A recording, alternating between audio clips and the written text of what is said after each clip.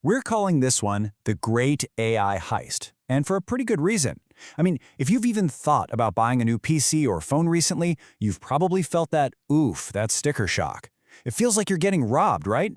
Well, today we're going to figure out who's behind it all.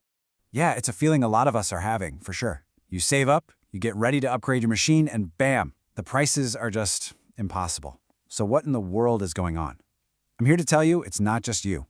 Something really big, something fundamental, has shifted in the global supply chain. Okay, let's just start with a number. 298%. That's the contract price increase for a single 16GB DDR5 memory chip. Almost 300%. And no, that is not a typo. A price jump like that, it sends absolute shockwaves through the entire industry. And hey, if you think that's bad, buckle up.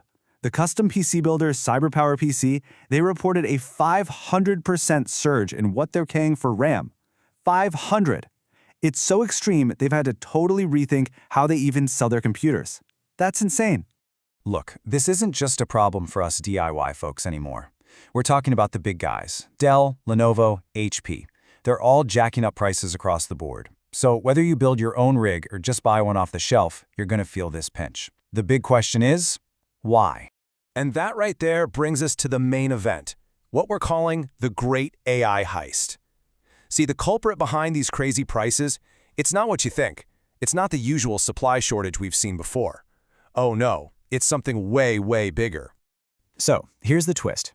This time, it's not that we're just running out of memory chips. It's that the world's biggest manufacturers are actively choosing to send them somewhere else. They're redirecting all that production away from you and me, the consumers. It's a deliberate choice, and it's all because of the massive AI gold rush. Okay, so this really gets to the heart of the conflict. On one side, you've got your standard consumer RAM, DDR5. That's the stuff in your PC, your laptop, your console. On the other side, you have HBM, or high bandwidth memory.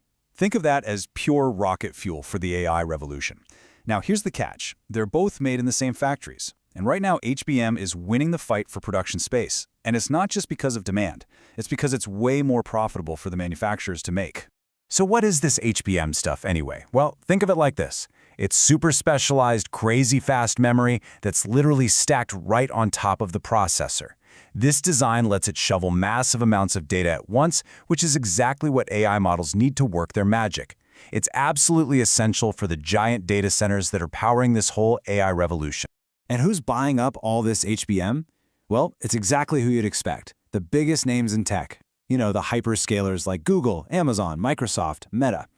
These guys are building AI data centers on a scale that's, well, it's almost hard to wrap your head around. And their appetite for this memory, it's basically sucking the entire global supply dry. Okay, if you want to understand the sheer scale we're talking about, get a load of this. Just one project, OpenAI's Stargate supercomputer, is expected to eat up nearly 40% of the entire world's DRAM output. That's the basic memory that everything is built on.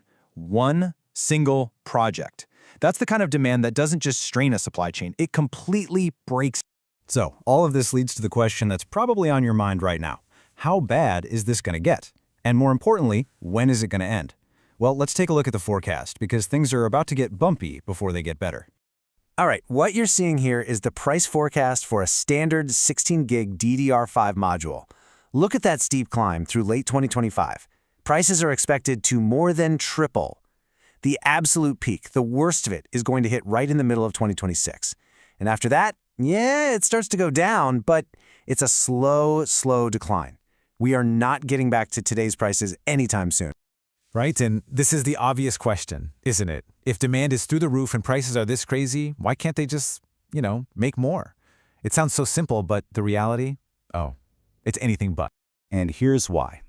Building one of these new memory factories, they call them fabs, is a monumental task. We're talking a 3 to 5 year process, and it costs billions of dollars. You can see that new factories from the big players like Samsung, they don't really start pumping out new chips until 2027 or even later. So any kind of quick fix, it's not on the table. Okay, so let's zoom out a bit, because this isn't just some niche tech problem anymore. This is a global economic event. And the crazy thing is, it's not hitting everyone the same way. This crisis looks totally different depending on where you live in the world. Take a look at this. It shows how PC prices are expected to go up in different regions. And you can see right away, the story changes a lot. It's really not one single crisis. It's like a bunch of different ones all happening at the same time. Let's start with India, because they are getting hit the hardest. We're talking retail prices for things like RAM and SSDs jumping 30 to 60% in just 3 months. For a market where every dollar or every rupee counts, a price hike like that can just completely freeze the market. People just stop buying. Now, over in the US and Europe, the story is a little different, a bit more moderate, but still a big deal. You're looking at overall PC prices going up maybe 4 to 8%. Now, that might not sound as scary as 60%, but the real pain here is just finding the parts. If you're an independent builder or a smaller shop, just getting your hands on components is becoming a real struggle. And then you've got China, which is a really fascinating case. Prices there, they're only going up about 5 to 10%. So why are they so different? Well, it all comes down to a massive government-funded push to become technologically self-sufficient. They're essentially building a shield against all this global chaos. And that whole self-sufficiency thing? It brings us to maybe one of the biggest long-term effects of this whole mess, how it's speeding up a major shift in global power and really fueling China's big tech power play. I mean, just look at this timeline. Chinese companies, you might not have heard of them like CXMT, they are closing the tech gap on this advanced HBM stuff at a shocking speed. They're aiming to mass produce it by 2026. And get this, some analysts think their tech could be just as good as the top Korean companies in just a few years. That's an incredible pace. And you have to understand, this isn't just about making money. This is a direct reaction to US export controls that were put in place to slow them down. So what's happening is the global tech world is splitting in two. You're getting one supply chain for the West and a totally separate one for China's own tech giants like Huawei. Okay, wow. So we've covered the what, the why, and the when. Let's bring it all back home. Let's talk about what all of this means for you. What's your next move? All right, so what should you do? Well, looking at all the data, the advice is actually pretty clear. Number 1, just wait. If your upgrade isn't absolutely critical, just defer it. Wait it out. Hold off until late 2026, maybe even 2027, when prices should finally start to relax a bit. Number 2, if you have to buy, then time it right. Aim for early 2026, before that absolute monster of a price peak hits in the summer. And finally, number 3, consider going with a pre-built system. For the next couple of years, the big companies like Dell and HP, they get better prices on parts because they buy so many. They'll probably offer a better deal than you can get building it yourself. And all of this really leaves us with one big final thought. The AI revolution? It's here. And it's going to change everything. But as we've just seen, that progress has a price tag. A very literal one that we, the consumers, are paying every time we go to buy new tech. So the question I'll leave you with is, are we prepared to pay that price?